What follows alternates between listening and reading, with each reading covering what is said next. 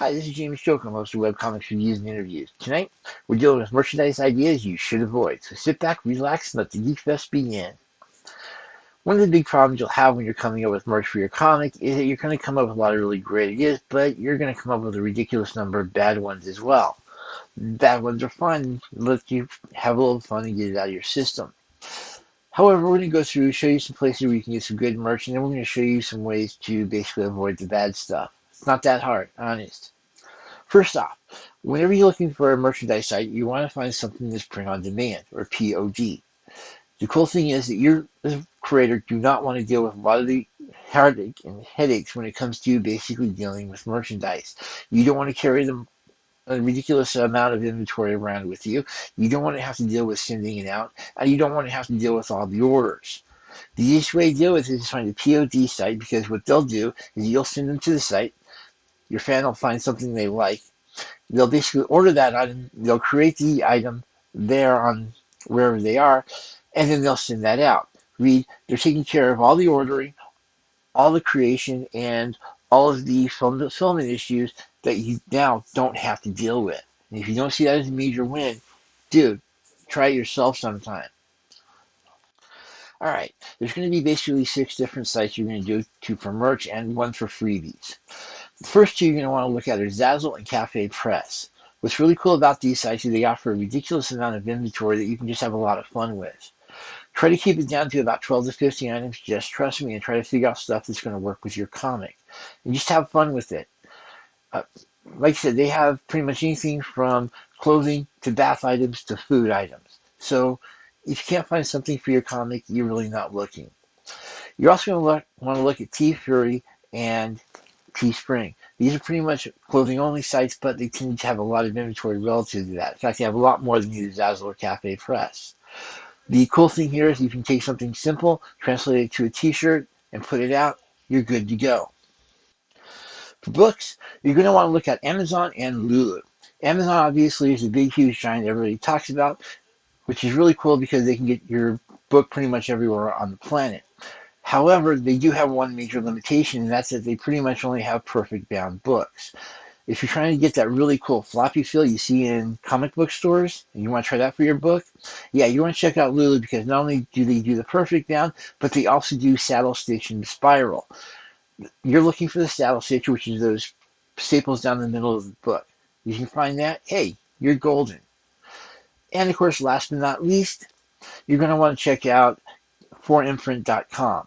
What's cool about 4imprint is that, well, let's take a step back. When you go to a convention, you see a lot of people doing freebies. And I'm willing to bet that if you're thinking about it, you definitely want to get one of those things going for your own convention space. Or if you're doing a Kickstarter and you want to throw in a little bit extra tier reward, hey, throw in one of those. You're good to go.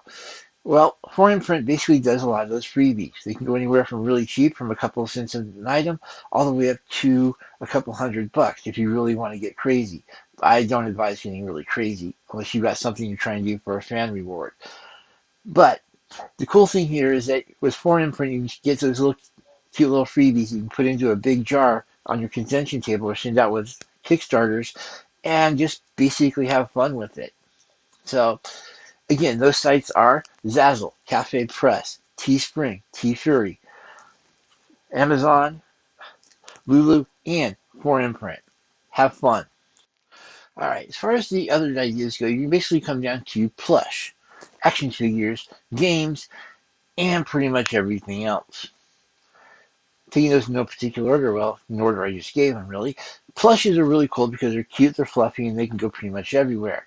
They take about $100 or $200 to set up, and they can be retailed for $30 to $40. This is really cool if it fits your webcomic.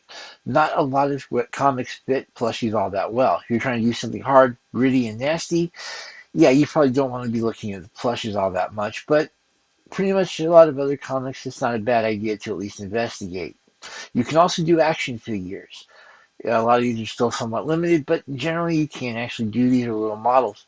Either way, if you have something that actually fits an action figure line and you actually do have a lot of fans, and sort of here's the catch. A lot of the ideas that are previously with the print on demand is sort of cool, but there's sort of stuff that you still have to market it. That is, have a reasonable amount of success of somebody actually buying them.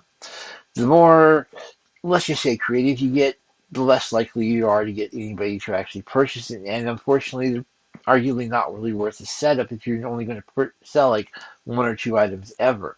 You know, a $200 setup for a $40 plush just doesn't make much business sense. So keep that in mind when you're actually trying to do this. If you basically have a huge demand for your plushies or your action figures, go for it.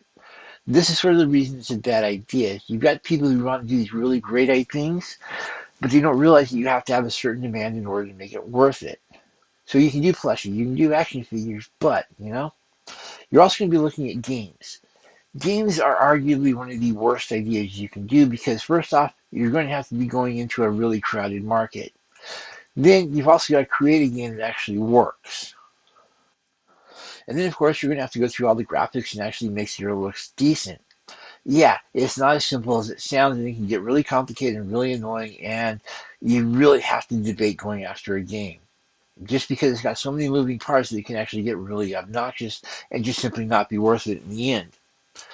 And of course, there's pretty much everything else, which is the only three keywords here are one, make sure there's some sort of demand. Two, make sure that it's clever and it looks great. And three, make sure that it's going to stand out in the crowd. If you can cover all three of those, go for it.